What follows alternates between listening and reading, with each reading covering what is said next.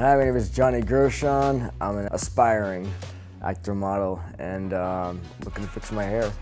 Well, I had 2 hair transplants, and then the company prior, they did some SMP when it first came out. It wasn't that popular, and I really didn't know, what color-wise, what, to dilute it, to not dilute it. So they were just playing with colors. So I basically had a blue dots on the right side of my head. I was at a very low point, even after the second transplant, because I just kept feeling like nothing's gonna fix it. I give up. What else could I do?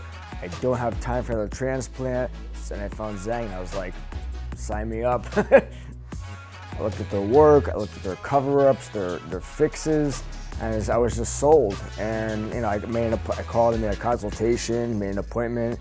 Guy was super cool on the phone, and just the fact that he was, awesome to tell me you could do both and be versatile, and they can fix the issues that are bothering me, the dots, filling in some of the shading in the hairline. I was like, my life's gonna change. The confidence level is gonna go from a 0 to 1,000. I would recommend Zang SMP all day long.